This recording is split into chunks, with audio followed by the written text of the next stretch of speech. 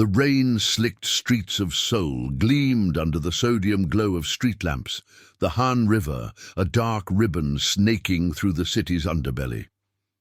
Ji-yeon Park hurried along the riverside path, her nurse's scrubs still carrying the faint tang of antiseptic from her shift at the overcrowded hospital. The night air was thick with the scent of wet earth and distant diesel from the cargo ships moaning at the docks. She wasn't supposed to be here, not after midnight, not alone, but the shortcut home shaved 20 minutes off her commute, and exhaustion made risks feel abstract. A sharp cry pierced the humid quiet, muffled but urgent, like a small animal caught in the current. Ji-yeon froze, her heart kicking against her ribs. The river lapped greedily at the concrete embankment, swollen from the summer storms. She scanned the shadows, her phone's flashlight cutting feeble beams through the mist. There, flailing in the shallows, a boy no older than 10, his school uniform sodden and clinging like a second skin.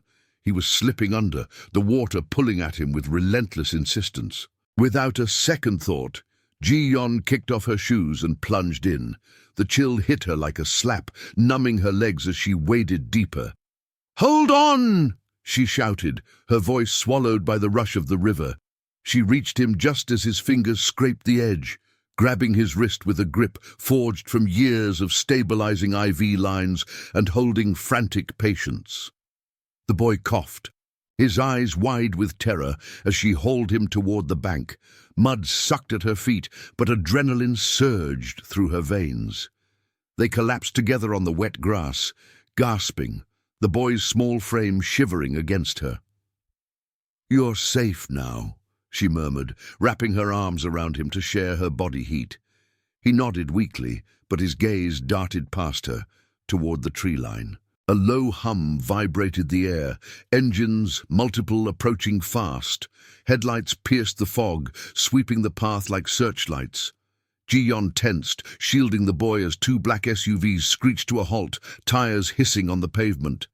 Men spilled out, dark-suited and efficient, their faces etched with controlled urgency. One knelt beside them, his movements precise as he checked the boy over. "Minho," he said softly, relief cracking his stoic mask. The boy, Minho, clung to Ji-yeon a moment longer before allowing himself to be lifted into a waiting blanket. "Thank you," the man said to her, his English clipped but genuine. "You saved his life." Before she could respond, another figure emerged from the lead vehicle, taller, broader, his presence commanding the night like a storm front. Kang Tae-woo, though she didn't know his name yet. His sharp jaw was set, eyes scanning the scene with the cold calculation of someone who owned the shadows. Rain beaded on his tailored coat, but he moved without haste, exuding the quiet menace of a man who bent the world to his will. He was the underboss of the Han River Syndicate, a name whispered in back alleys and boardrooms alike, ruthless in consolidating power, yet bound by an unspoken code that spared the innocent. "You have my gratitude," he said, his voice low and resonant, carrying the faint lilt of Busan roots. He extended a hand, helping her to her feet. His touch was firm, lingering just a second too long, as if assessing her resolve. Up close, she caught the subtle scent of sandalwood cologne mixed with the river's brine.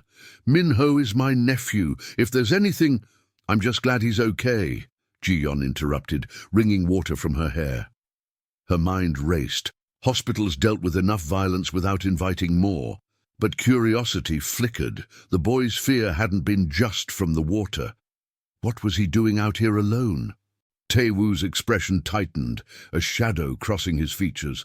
A misunderstanding. Family matters. He glanced at his men, who were already bundling Minho into the SUV. One handed her a card, black, embossed with a single Hanja character that meant loyalty. "Dinner. Tomorrow night. To repay the debt." She should have refused.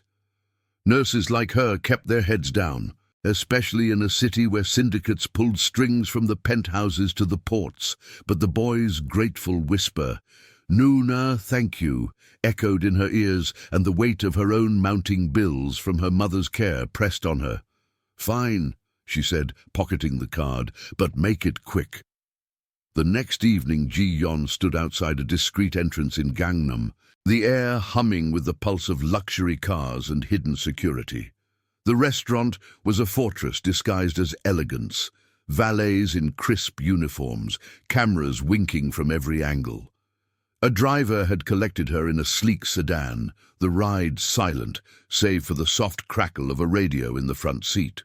Now, as she was ushered through a private elevator, the mirrored walls reflected her unease. Why had she come? Gratitude? Or the nagging sense that the river incident was no accident? The doors opened to a dimly lit hallway, lined with abstract ink paintings that hid who knew what surveillance. Tae-woo waited at the end, alone, his suit impeccable. "You came," he said, a faint smile playing on his lips. He gestured her into a private room overlooking the city lights. The table set for two with crystal and porcelain. As they sat, the conversation flowed like aged soju, polite at first, probing deeper. He asked about her shifts, her life in the sprawl of Seoul, his questions revealing a man who listened more than he spoke. But beneath it, tension simmered. Minho's parents. "They're gone," he admitted over the clink of glasses. "Rivals. A car accident that wasn't." His eyes met hers, dark and unyielding. The river was a test, to see if he'd break. Ji-yeon's fork paused mid-air. A test. He's a child. Our world demands vigilance. He leaned forward, voice dropping. "You've entered it now, whether you choose or not. There are eyes on you already." She laughed, sharp and disbelieving. "I'm a nurse, not a player in your games. Yet here you are." He stood, moving to the door as if sensing her retreat. She followed, pulse quickening. In the hallway, he paused, his hand on the knob. "We're not allowed to be seen together," she whispered, the words escaping before she could stop them. Instinct from the sidelong glances of his men, the weight of unspoken rules. Tae-woo turned, closing the door behind them with a soft click that sealed the world out.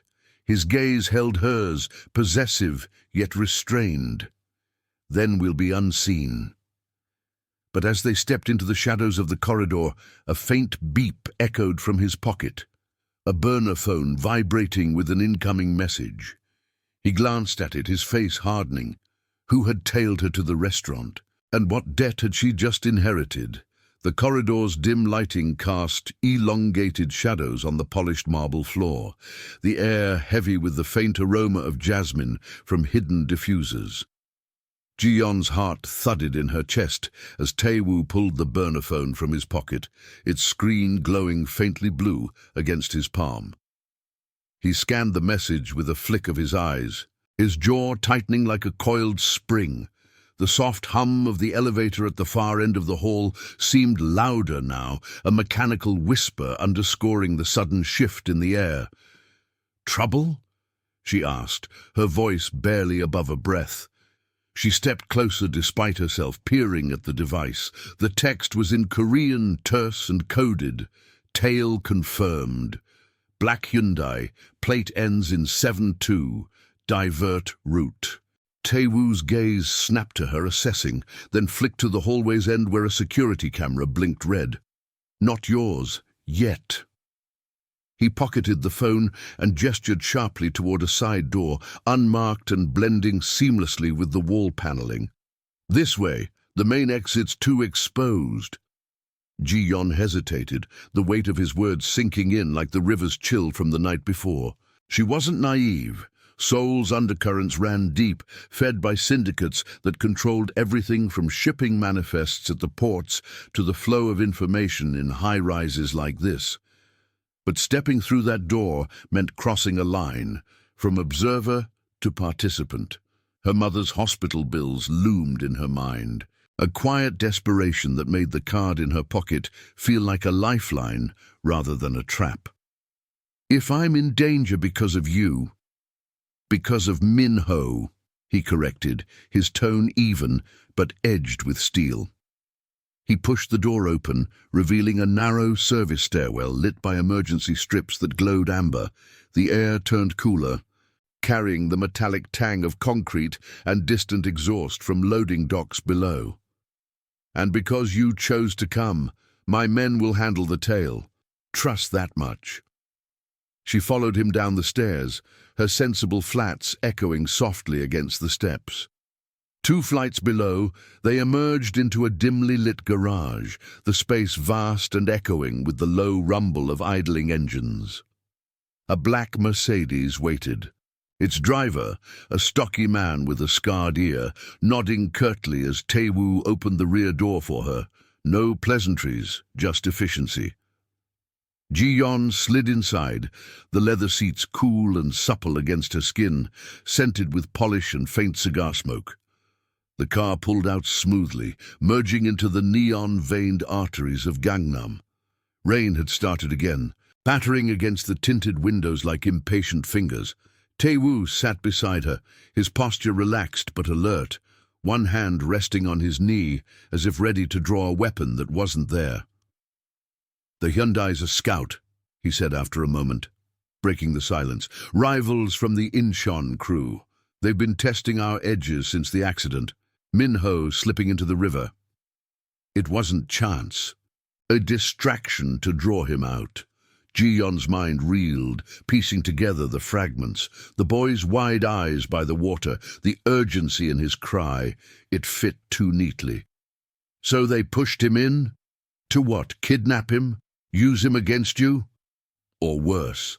Tae-woo's voice was low, laced with a restrained fury that made the confined space feel smaller. He glanced out the window, where skyscrapers blurred into streaks of light. "Min-ho's father was my brother. The accident took them both. Staged breaks on a mountain road. The Incheon dogs think they can fracture us by going after the boy. But our code holds. Family first. Innocence untouched. That's why your rescue. It matters." The car slowed at a red light, and Ji-yeon caught a glimpse of another vehicle in the side mirror. A dark sedan, keeping pace 2 lanes over. Her pulse quickened. "Is that them?" Tae-woo followed her gaze, then murmured something into a concealed earpiece. The driver accelerated as the light changed, weaving through traffic with practiced ease. "Possibly. We're clean, but they're persistent. Check your phone. Any missed calls from tonight?" She pulled it out, the screen showing a single unknown number, time-stamped just after she'd arrived at the restaurant. No voicemail, just a hang-up. "This? I didn't notice." He took it gently, his fingers brushing hers, warm, calloused in a way that spoke of deals sealed in back rooms rather than boardrooms. Scrolling quickly, he nodded. "Burner trace. They know your route from the hospital. Basic surveillance, license plate readers at key intersections, cross-referenced with hospital logs. Nothing fancy, but effective." Ji-yeon's stomach twisted. Her life mapped out in data points. Shifts ending at 10 p.m, the Riverside Path, now this dinner. How do I get out of this? I save a kid, and suddenly I'm collateral. You don't get out easy. The car turned onto a quieter boulevard, lined with luxury boutiques shuttered for the night, their awnings dripping. "But I protect what's mine. Min-ho's safe in a safe house by now, guards on rotation, no patterns. You'll have detail tomorrow, discreet." The possessiveness in his tone sent a shiver through her, equal parts thrill and warning. She was no one's possession. Her days were spent wresting autonomy from the chaos of emergency rooms, where ethics clashed daily with survival. Yet here, in the dim glow of passing street lamps, his world pulled at her like the river's current. Dangerous, but alive with purpose. "And if I say no, walk away?" Tae-woo's eyes met hers, dark and unwavering. "You could, but they'd follow. The debt's tied now. Your act saved him, but it painted a target. Let me handle it." The Mercedes pulled into an underground lot beneath a nondescript high-rise, the barrier arm lifting with a beep from the driver's fob. As they exited, the air grew still, broken only by the distant drip of water from pipes overhead. Taewoo's hand hovered at her back, guiding without touching, as they boarded a private elevator. The ascent was silent, the numbers climbing to a penthouse floor secured by keycard and retinal scan, technology as commonplace as hospital monitors, yet fortified for war. The doors opened to a sprawling apartment, minimalist and fortified, floor-to-ceiling windows overlooking the Han, bulletproof glass that distorted the city lights into a protective haze. A faint scent of green tea lingered, and in the corner a ledger lay open on a low table. Discrete columns of numbers, shipments logged in Hanja shorthand. Taewoo poured 2 glasses from a decanter, handing her one. "Stay tonight. It's safer. My men will sweep your place." Ji-yeon sipped, the liquor burning a path to her resolve. Autonomy versus safety. The push and pull mirrored her shifts, where she triaged lives under fluorescent glare. "One night, then we talk terms." He nodded, a ghost of a smile softening his features. But as he stepped to the window, his phone buzzed again. This time, the message was voice, a clipped report from the driver. Hyundai lost, but a second tail picked up. Van, no plates, closing in on her apartment. Taewoo's fist clenched. They were already inside her world, faster than anticipated. Who had leaked her address so quickly, and what would they do when they found it empty? The penthouse air felt thicker now, charged with the low hum of the city beyond the reinforced glass. Ji-yeon set her glass down on the low table, the clink echoing like a warning in the minimalist space. The ledger caught her eye again, its pages filled with cryptic entries, dates aligned with port arrivals, quantities in subtle notations that hinted at contraband flows along the Han's shipping lanes. She wasn't blind to the implications. Seoul syndicates thrived on such ledgers, balancing legitimate imports with the shadows of black market deals. But staring at it now, under the soft recessed lighting, made her skin prickle. How deep did this rabbit hole go? Taewoo paced to the window, his silhouette framed against the river's distant shimmer. The voice message had ended abruptly, the driver's tone laced with urgency that didn't match his usual stoicism. "They're probing," he said more to himself than her.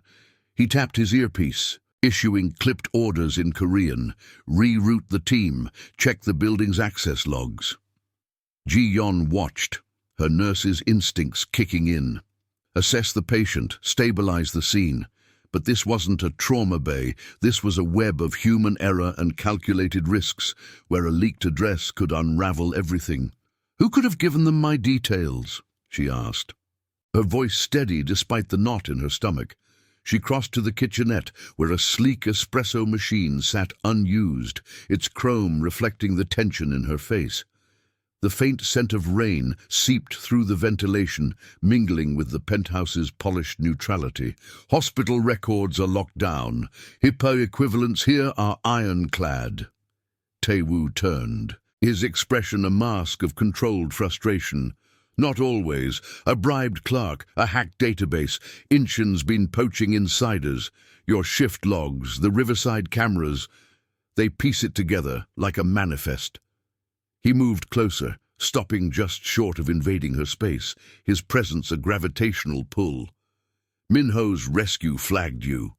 Plate readers at the embankment caught your car's make. From there, it's child's play." Ji-yeon leaned against the counter, arms folded, the cool granite grounding her. Autonomy had always been her armor, nights spent poring over medical journals in her cramped apartment, ignoring the city's underbelly. But now, suspicion warred with the flicker of trust she'd felt during dinner. His admissions about his brother peeling back layers of the man behind the myth. "And your code, the one that spares innocence, does it cover loose ends like me?" His eyes narrowed, a spark of something raw flashing there, possessiveness tempered by restraint. "It covers you now, because of what you did." He glanced at his watch, a subtle Patek Philippe that screamed understated power. My team's en route to your place. They'll stage it. Lights on, shadows moving. Buy us time. The elevator dinged softly in the foyer and Ji-yon tensed, but it was one of his men, a wiry operative with a tablet in hand. He spoke rapidly, showing Tae-woo a grainy feed from a dashcam, the unmarked van idling near her apartment block, its occupants blurred but purposeful. No plates, just the telltale antenna of a signal jammer poking from the roof. Common tech for evading traffic cams, available on any dark web forum. "They've got eyes on the door," the man reported, waiting for her to return. Tae-woo's nod was curt. "Flush them, non-lethal, draw them to the docks, let the patrol handle it." The operative vanished as quickly as he'd come, the doors sealing with a pneumatic hiss. Ji-yon exhaled, the adrenaline ebbing into a weary resolve. This was the push and pull. His world offered protection, but at the cost of her independence, a debt that bound tighter than any ledger entry. "Sit," Tae-woo said, gesturing to the low sofa facing the windows. He poured fresh glasses from the decanter, the liquid glinting amber. As she complied, the city sprawled below like a living map, bridges arching over the Han, warehouse lights flickering along the riverside where it had all begun. "Tell me about your mother. The bills. You mentioned them last night." The question caught her off guard, slicing through the tension like a scalpel. She sipped, the burn steadying her. "Cancer, stage 3, chemo's draining everything, savings, overtime. I took the river shortcut to save time, not lives." A wry smile tugged at her lips, but it faded. "Now it's this. Your rivals think I'm leverage. Potentially." He sat across from her, elbows on knees, his gaze intent. "Incheon's fracturing. My brother's death left gaps, shipments rerouted, loyalties tested. They hit Minho to force my hand, expose weaknesses. You're a variable they didn't expect." His voice softened, the Busan lilt emerging. "But one I won't let them touch." The words hung between them, heavy with implication. Ji-yon felt the pull, fear versus the quiet allure of someone who saw her not as a bystander but as integral. Yet prudence whispered warnings. Trust built on shadows could crumble. And after, when the dust settles, what then? I go back to scrubs and shifts, pretending this was a bad dream. Tae-woo's phone vibrated again, but he silenced it, leaning forward. "No pretending, but a future where you're not alone in it." The sincerity in his tone clashed with the syndicate's reputation. Ruthless expansions, whispered enforcements. It was the code, she realized, legacy shaped by loss. Vows etched in blood but bent toward protection. A distant siren wailed outside, cutting through the night. Routine traffic stop or something more? Ji-yon rose, moving to the window, her reflection ghosting over the glass. The river below churned, a reminder of how quickly currents could drag you under. Tae-woo's hand brushed her shoulder, light as a promise. "Rest here. Dawn will bring clarity." But as she turned, his earpiece crackled with static. A report from the docks. The van diverted, but not before deploying a drone, its feed capturing the penthouse's outline. They knew she was here. How had the jammer failed, and what footage had they already sent upstream? If you're enjoying this story so far, tell us in the comments where in the world you're watching from. The penthouse's ambient lighting dimmed automatically as midnight approached, sensors detecting the empty spaces and conserving energy like a watchful sentinel. Ji-yon stood frozen at the window, her breath fogging the bulletproof glass in shallow bursts. The Han River below twisted like a serpent, its surface catching the erratic flashes of patrol boats, slicing through the current. Routine security for the ports, or a response to the diversion at the docks. Tae-woo's hand lingered on her shoulder, a steady anchor amid the crackle of his earpiece, where static gave way to the operative's tense voice. "Drone down, boss," but it beamed 30 seconds of feed before the jammer kicked in. Penthouse confirmed, her silhouette in frame. Tae-woo's grip tightened fractionally, not enough to alarm but sufficient to convey the shift. He released her, stepping back to the low table where the ledger lay, snapping it shut with a decisive thud that echoed off the minimalist walls. The air carried the faint, acrid tang of overheated electronics from his comms device, a reminder that even high-end tech bowed to human oversight. "The jammer glitched," he said flatly, rubbing his temple. "Signal interference from the storm, common enough in these rains, but 30 seconds. That's your face, the layout. Incheon's analysts will triangulate by dawn." Ji-yeon turned, her nurse's pragmatism surging against the rising panic. She'd triaged worse in the ER, gunshot wounds from gang skirmishes, overdoses from syndicate-laced product, but this felt personal, invasive, like the river's mud still caking her skin. "So they know I'm here, with you. What does that buy them? Blackmail? A hit on a civilian to rattle your code?" His eyes met hers, dark pools reflecting the city's neon haze. "Rattling's the point. My brother's accident, tampered brakes on that Inje pass, started with leaks like this. They fracture from within, then strike." He moved to a concealed panel beside the kitchenette, pressing a biometric pad that hummed to life. A wall slid open, revealing a compact security hub, monitors flickering with feeds from building cams, access logs scrolling in real time. The scent of ozone sharpened from the cooling fans whirring behind the screens. "See here, your apartment's sweep showed a compromised lock. Basic pick, no alarms tripped. They were inside before we diverted." She leaned in, scanning the grainy footage. Shadows shifting in her living room, drawers rifled with gloved hands, a quick scan of her mail, bills, mother's treatment schedule. No theft, just intel. Her stomach churned. Autonomy shattered in pixels. They have her chemo dates, leverage for me to, what, spy? Betray you? Tae-woo keyed a command, zooming on a timestamp. Or draw you out. Incheon's playbook, pressure the weak links. His voice held no pity, only the clipped efficiency of someone who'd buried family to such tactics. Yet beneath it, the code flickered. Legacy as shield, not sword. Minho's face flashed in her mind, the boy's small hand in hers by the riverbank, innocent in a world that preyed on vulnerability. "We'll relocate your mother. Private clinic off-grid, my expense." The offer hung, tempting and territorial. Ji-yeon pulled back, crossing to the sofa where her glass waited, half empty. The liquor had dulled to a warm haze, but suspicion lingered like the rain's patter against the windows. Trust versus prudence, his protection came laced with possession, a debt that echoed the ledger's balanced columns. "And I'm the price? You're mine to shield?" She set the glass down harder than intended, the crystal ringing. "I save a kid, dine with you once, and now my life's a syndicate asset." He faced her fully, the hub's glow casting harsh angles on his jaw. "Not an asset, a debt repaid, but yes, mine to protect."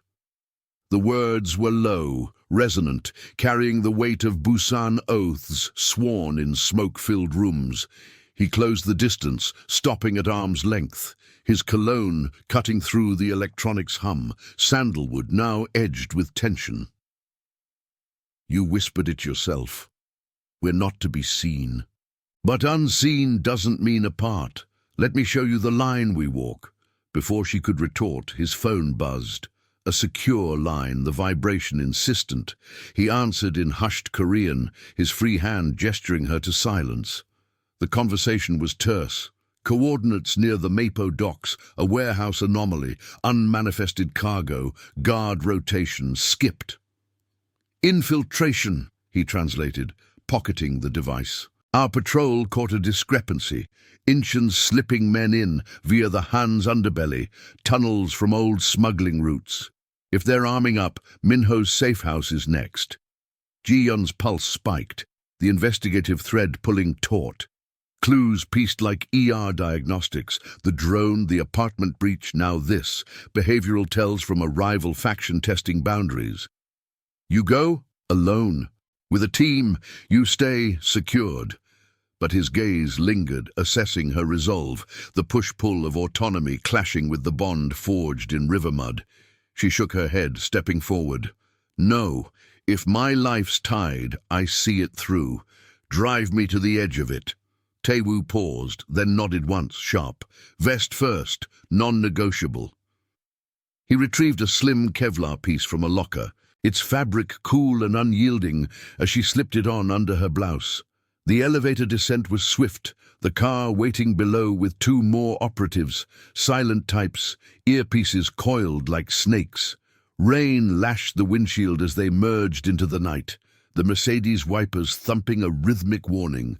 The docks loomed, sodium lights pooling on wet asphalt, the air thick with salt and diesel from idling cranes. Distant generators hummed, masking the creak of shipping containers stacked like urban monoliths. Taewoo's team fanned out, moving with the precision of rotations drilled in safe houses, flashlights low, comms encrypted. Ji-yeon shadowed him to a chain-link perimeter, the fence rattling under her grip as she peered through. Shadows shifted in the warehouse gloom. A van unmarked, its rear doors ajar, figures unloading crates under tarps. Arms, Taewoo murmured, his breath warm against her ear. From Busan runners, rerouted manifests. A burner phone in his hand captured the scene, time-stamped for leverage, but then a soft click, unnatural in the rain. One operative froze, signaling tripped wire, silent alarm. The warehouse doors groaned open, spilling armed silhouettes into the downpour. Incheon's men, faces obscured by hoods, fanning toward the fence with disciplined menace. Taewoo's team retreated, but not before a shot cracked the night, suppressed, pinging off a container. Ji-yeon ducked, heart slamming, the vest's weight a cold comfort. They piled into the car, tires screeching as it peeled away, bullets glancing harmlessly off armored panels. Back in the penthouse, breathless and soaked, Taewoo locked down the hub, monitors now showing pursuit vehicles scattering under police diversions, staged calls to jam their routes. "We got the plates," he said, wiping rain from his brow. "Leads to a turncoat in our port logs. But they saw you, silhouette again." Ji-yeon's hands trembled as she shed the vest, the adrenaline crash leaving her hollow. Protection, trust, the treasures glimpsed, but at what exposure? As the storm raged outside, a new alert pinged. Access code breach at Minho's safe house. Had the warehouse been bait, and who inside had sold the boy's location? The penthouse's security hub pulsed with urgent red alerts, the monitors casting erratic shadows across the rain-slicked walls. Ji-yeon's pulse thrummed in her ears, louder than the storm's relentless drum against the windows. The vest lay discarded on the sofa, its Kevlar weave still damp from the dock's downpour. But the chill seeping into her bones came from within. Taewoo's fingers flew over the console, pulling up encrypted feeds from Minho's safe house, a nondescript warehouse conversion on the city's industrial fringe, guarded by layered protocols, rotating shifts, motion sensors tied to burner alerts, and access codes changed hourly via a central ledger app.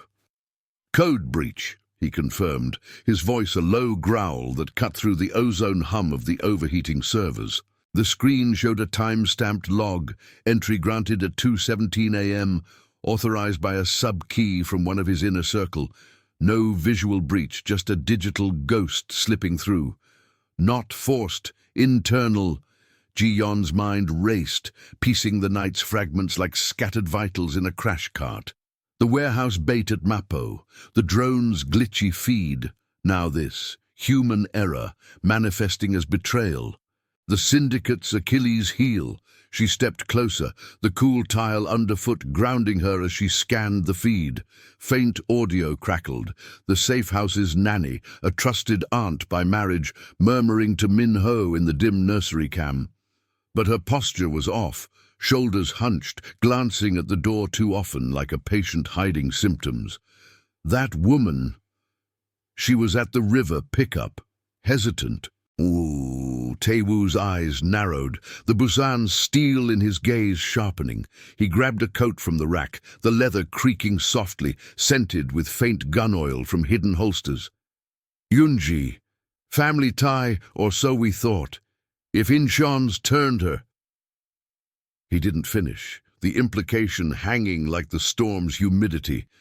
Loyalty versus fear, the code he lived by, forged in his brother's grave, now fracturing under pressure. We move, now. She should have protested, retreated to the safety of her ethics, the autonomy of a life spent stitching wounds without asking allegiances. But the boy's face haunted her, small and trusting by the riverbank, and her mother's relocated care, already in motion via his network, tied her deeper. I'm coming, she said, slipping into a spare jacket from the locker, its fabric stiff and utilitarian. No arguments. The push of survival overrode the pull of independence. The descent to the garage was a blur of keycard beeps and echoing footsteps, the air thickening with exhaust from the waiting Mercedes. Two operatives joined them, silent flanks, their radios whispering static as they piled in. Rain lashed the car as it surged into the night, wipers slashing arcs across the windshield, the neon blur of Seoul's outskirts smearing into industrial grey. Taewoo sat beside her in the back, his knee brushing hers in the confined space, a possessive proximity that sent conflicting sparks through her, warmth against the fear's cold grip. Access logs, he said to the driver, pulling his burner to cross-reference. The screen's glow illuminated his profile, jaw set like the cliffs along the Han. Yunji's sub-key was issued post-river, clean until tonight, but check the nannycam metadata, timestamps off by 2 minutes. Someone looped the feed. Ji-yeon leaned over, the leather seat creaking under her. The discrepancy was subtle, a digital sleight of hand using off-the-shelf software, common in hospital hacks for falsifying records, but lethal here. Fear makes people sloppy, or bought. Her voice held steady, drawing from ER triage, assess, prioritize. But inside, suspicion coiled, his world-bred turncoats, testing bonds like the river-tested resolve. Was this code of his a shield or a chain? The car veered onto a service road, paralleling the Han's freight lines, the river's dark churn visible through chain-link fences topped with razor wire. Distant cranes groaned against the wind, their sodium lights pooling on oil-slicked puddles. Taewoo's phone vibrated, a text from the patrol, perimeter intact, but interior motion spike. He murmured orders, the team accelerating. Tires hissing on wet asphalt. If it's her, we extract Minho quiet, no blood, code holds. They approached the safe house from the rear, a squat brick building masked as a storage depot, its loading dock shrouded in fog rolling off the water. The air hit them like a wall, brine mixed with rust and the faint oily reek of idling generators. Operatives melted into the shadows, comms clicking affirmatives as Taewoo and Ji-yeon slipped through a side gate, the lock yielding to his fob with a soft beep. Inside, the corridor smelled of instant ramen and antiseptic wipes, Yunji's touches for the boy, fluorescent strips buzzing overhead. Footsteps echoed from the nursery, too deliberate. Taewoo signaled halt, pressing Ji-yeon against the wall, his body a shield, breath steady on her hair. The door creaked open, and Yunji emerged, her face pale under the hall light, a small duffel clutched in one hand. Minho trailed behind, sleepy-eyed and clutching a stuffed bear, unaware of the fracture. "Uncle?" the boy whispered, spotting Taewoo. Yunji froze, her eyes darting, guilt's tell, a micro-tremor in her grip. He couldn't sleep. The storm. Aye, but her voice cracked, and from her pocket a faint glow. Her phone, screen active with a mapped route to Incheon's docks. Taewoo's hand shot out, snatching the device. The map confirmed it. Coordinates synced to the rival's warehouse, a handover point. "How long?" he demanded, voice low thunder, pinning her with a gaze that stripped excuses. Tears welled, but fear won. "They have my brother. Debts from Injay. Your brother's accident cleared some, but not all. They promised release if I delivered him." She glanced at Minho, horror twisting her features. Loyalty shattered by desperation, the human cost of syndicate wars. Ji-yeon stepped forward, kneeling to the boy's level, her nurse's calm masking the rage. "It's okay, Minho. We're family now." The words slipped out, binding her further, autonomy yielding to the found ties amid betrayal. Taewoo's operatives secured Yunji, zip ties whispering as they led her away for questioning. No violence, just isolation in a holding room, per the code. Minho clung to Ji-yeon as they bundled him into the car, the safe house's alarms finally wailing in delayed protest. But as the Mercedes peeled out, headlights sweeping the fog, a new alert pinged. Tampered shipping manifest at the main port, Incheon's crates re-routed under false flags. Yunji's phone held more, a contact list with Taewoo's own enforcer. How deep did the rot go, and who would pay the ultimate price to excise it? The Mercedes cut through the fog-shrouded streets, its engine a low growl, muffled by the storm's relentless downpour. Minho huddled against Ji-yeon's side in the back seat, his small frame still clutching the stuffed bear, its fur damp from the hurried extraction. The boy's breathing steadied into shallow rhythms, exhaustion pulling him towards sleep, but Ji-yeon kept her arm around him, a protective barrier forged in the river's chill. The air inside the car was thick with the scent of wet wool from their jackets and the faint metallic tang of adrenaline sweat. Taewoo sat opposite, his burner phone gripped like a lifeline. The screen's glow etching harsh lines on his face as he scrolled through Yunji's contact list. "Her phone's a gold mine," he muttered, voice edged with the controlled fury of a man dissecting his own empire. The list was a web of numbers, burner codes, encrypted aliases, but one stood out. J, tagged with a port-side emoji, syncing to Taewoo's own enforcer, a veteran who'd risen through the ranks after his brother's accident.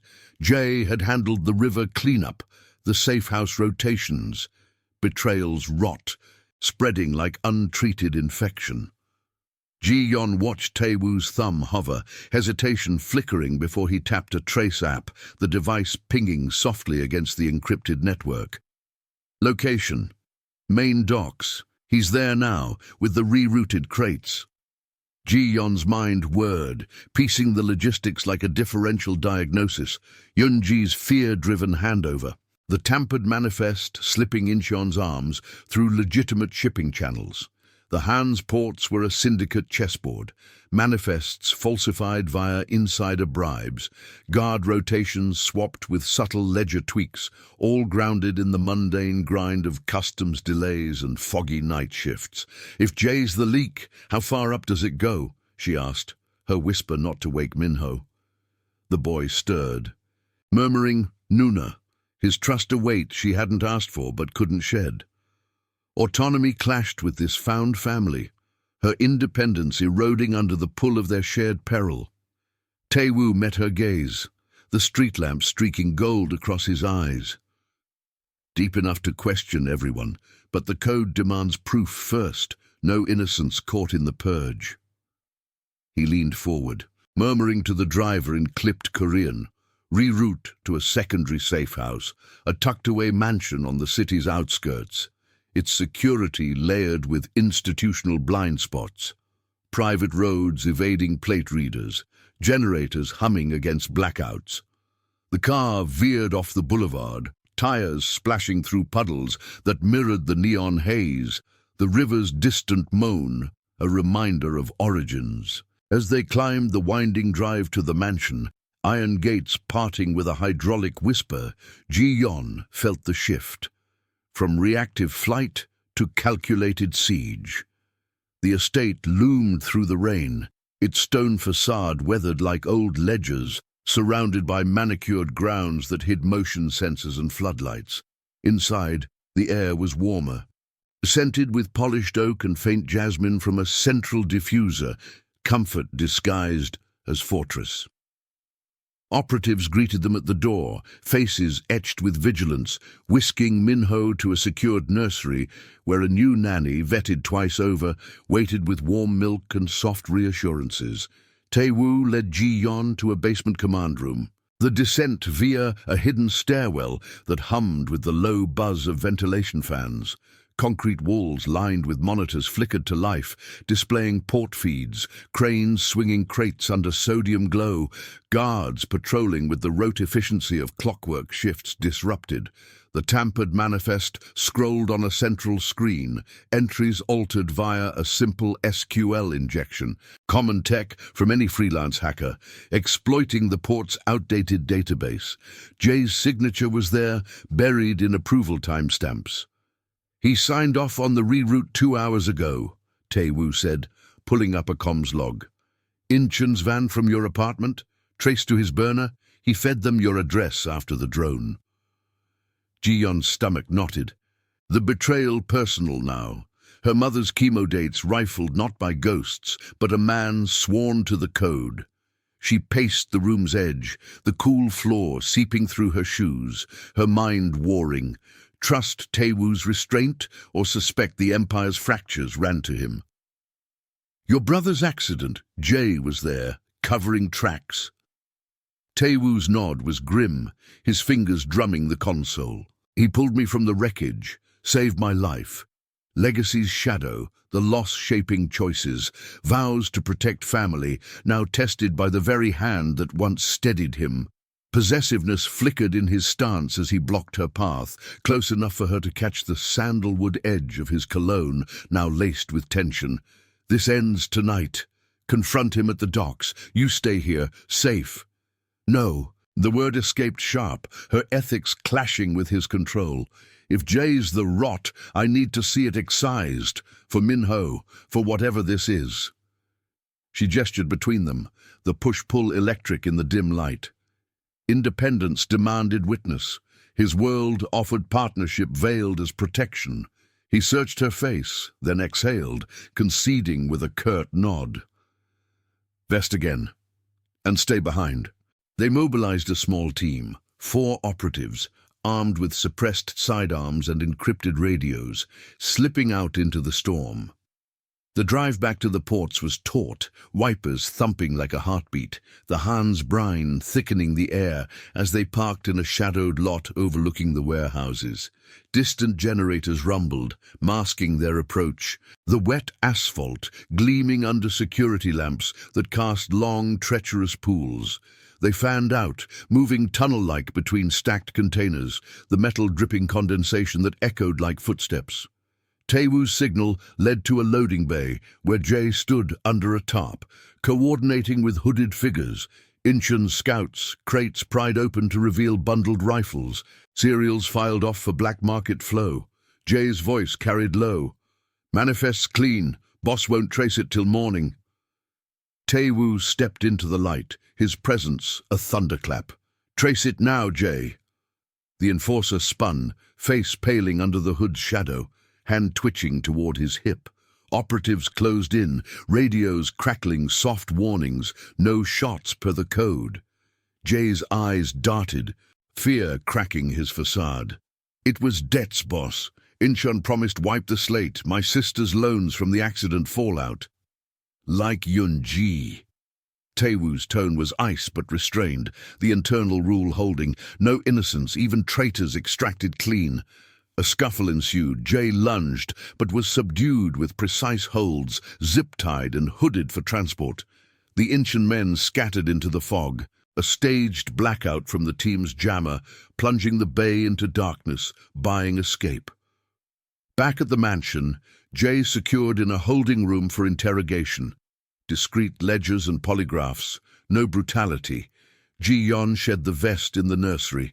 Minho asleep at last. Tae-woo joined her, the door clicking shut behind him. He named more, mid-level turns, fear's currency. His hand brushed hers, possessive yet tentative. "We rebuild, together."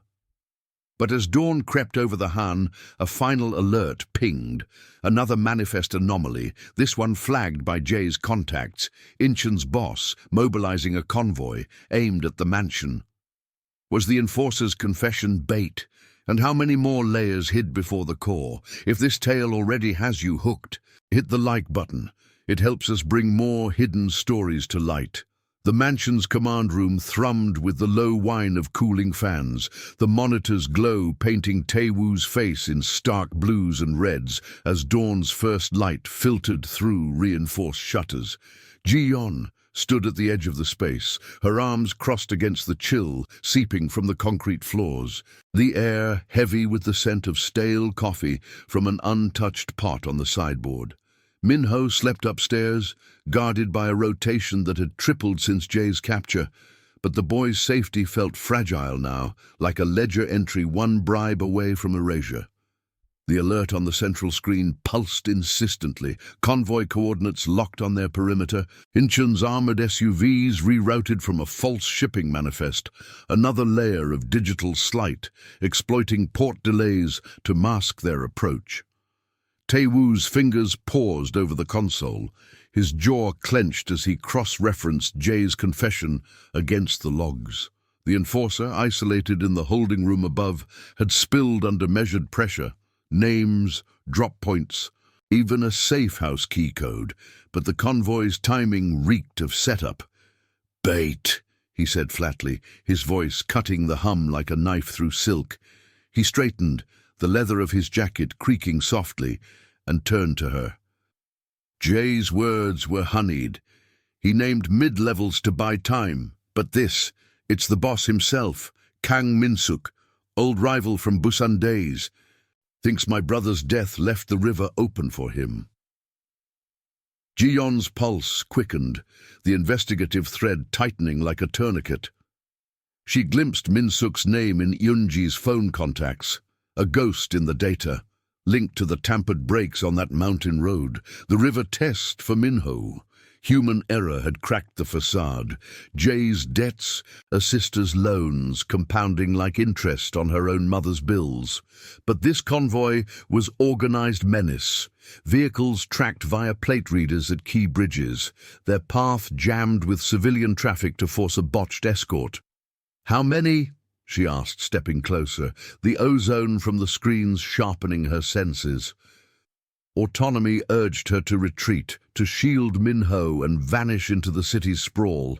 But the pull of trust, his code, their shared nights, held her rooted. 8 vehicles minimum, armed, no plates. Taewoo keyed a secure line, his earpiece crackling to life with reports from outer patrols. Distant watchers on the ridge, binoculars glinting in the pre-dawn fog, rolling off the Han.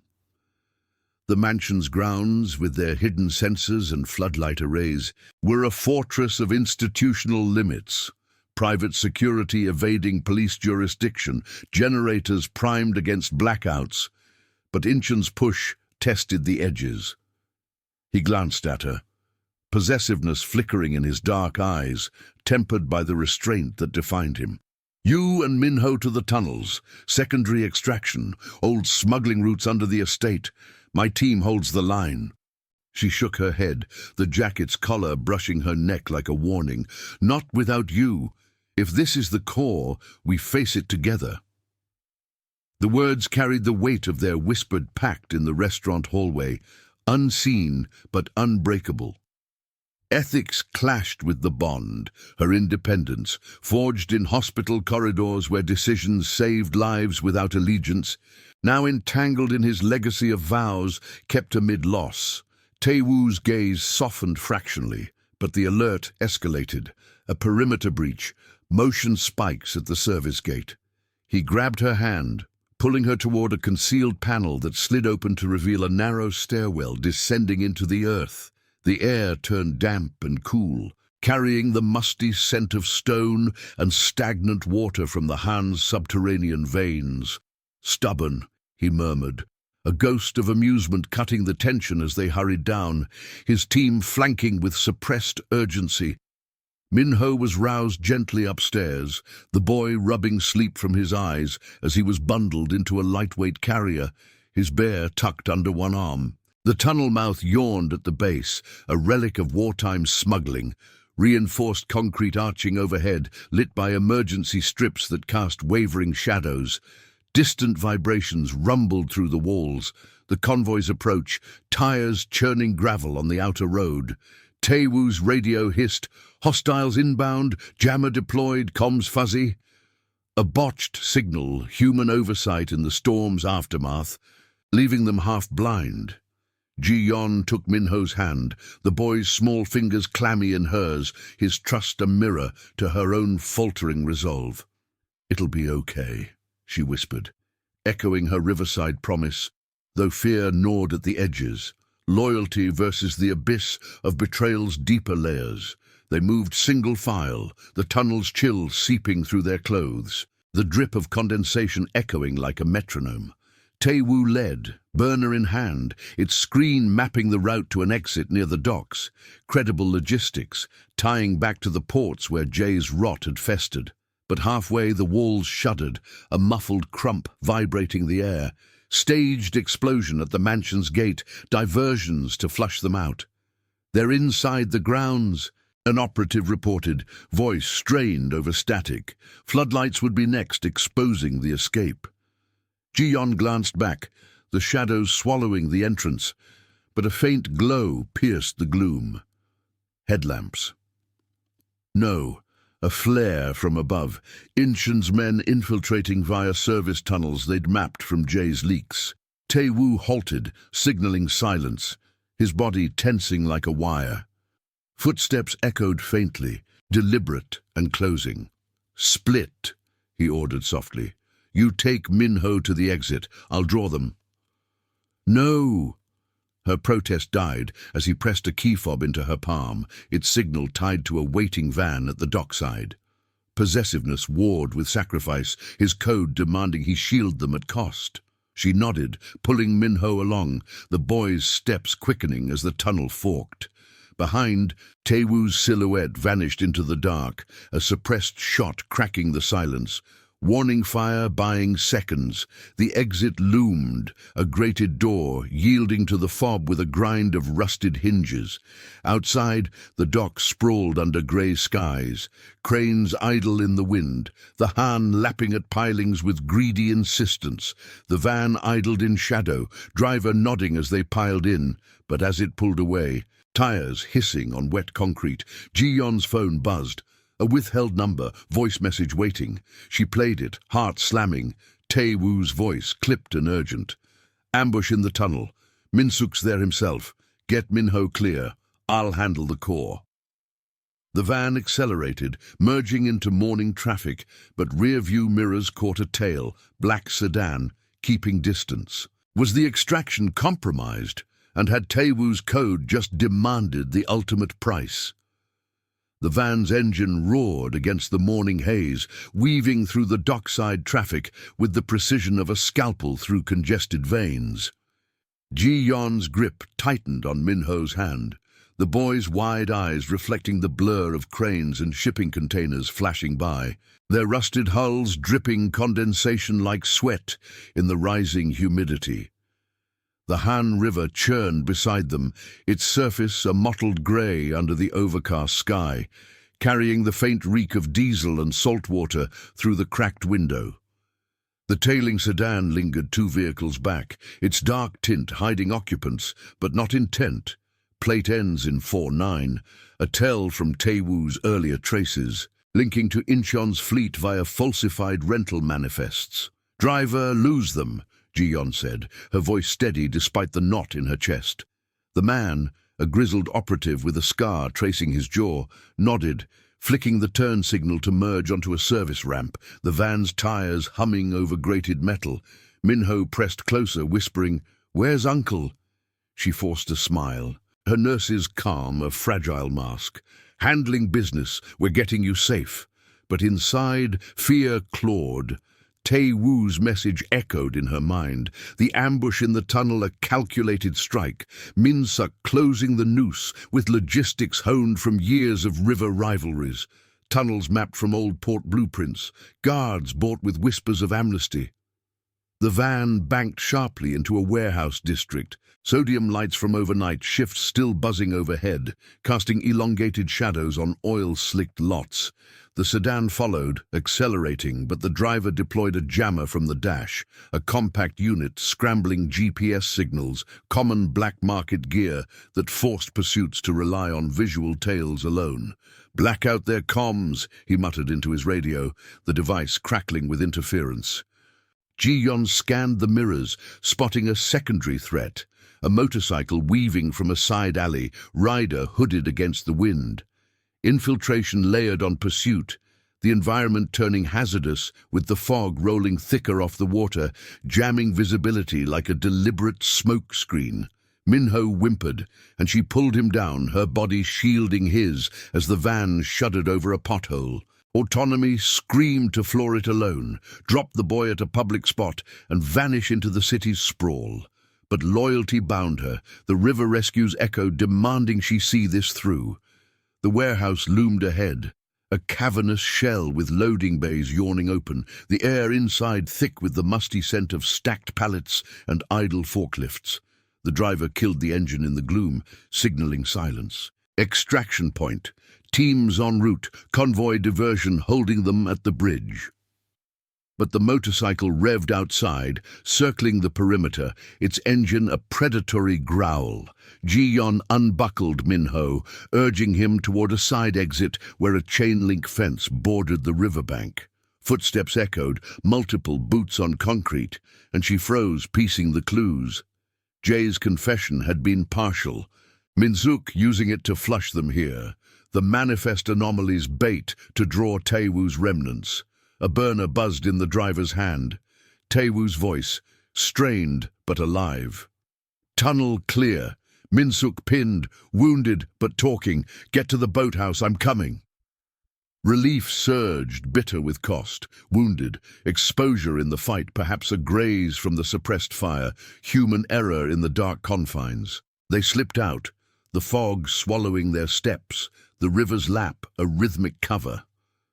The boathouse squatted at the water's edge, its wooden doors creaking under rusted hinges, the interior dim with the tang of mildew and motor oil. A small speedboat bobbed at the dock, tethered and idling low, its pilot, a woman from Tae Woo's outer circle, gesturing urgently. As they boarded, the motorcycle's headlight pierced the mist, illuminating the rider dismounting with a companion, Incheon's remnants, faces set in desperate resolve. Shots cracked, muffled by suppressors, pinging off the boathouse beams. Ji-yeon shoved Minho below deck, the fiberglass cool against her palms, her heart slamming as she grabbed a flare gun from the pilot's kit. Non-lethal flare, but blinding in the fog. She fired skyward, the burst exploding in a crimson arc, scattering the pursuers into the shadows. The boat surged forward, propeller churning the shallows, the river's current aiding their escape toward a hidden cove downstream. Tae Woo's arrival was a shadow merging from the tree line, his team extracting him via a parallel path, limping slightly. A bandage blooming red on his shoulder, the injury from Min Suk's desperate lunge in the tunnel's confines. No graphic wounds, just the credible toll. A shallow slice from a concealed blade, staunched with field dressing amid the confrontation. Min Suk, subdued and bound for leverage, confessed under the code's unyielding gaze, his faction's fractures exposed. The river test a bid to shatter Tae Woo's hold, all crumbling under the weight of traced burners and intercepted manifests. Hours later, in a riverside safehouse tucked among willows, the storm's remnants dripped from eaves, the air fresh with wet earth and distant pine. Tae Woo sat bandaged on a worn sofa, Minho dozing against him, the boy's bear propped like a sentinel. Ji-yeon poured tea from a kettle, the steam curling like unspoken vows. Her mother's relocation confirmed, private care, debts cleared through discreet channels. The threat had been real, organized in ledgers and loyalties betrayed, victory carved from sacrifice. Taewoo's wound, a scar of restraint exposure forcing a syndicate purge that would reshape the Han's undercurrents. He caught her hand as she passed, his touch firm yet yielding, possessiveness yielding to partnership. The code held, family intact. His eyes held hers, the Busan lilt softening the words. No grand spoils, just safety woven from trust, a future pledged in quiet moments, engagement unspoken but sealed by the night's trials. Minho stirred, smiling up at her. Found family, outlasting the power plays. As sunlight pierced the clouds, gilding the river's flow, Jiyeon realized the adventure's true treasure. Not empires or debts erased, but memories etched in mud and fog. Loyalty's quiet fire burning brighter than any neon throne. The rot-excised bonds reforged, they would navigate the currents together, unseen but unbreakable. Subscribe to our channel for more incredible tales of loyalty, danger, and found family. See you in the next story.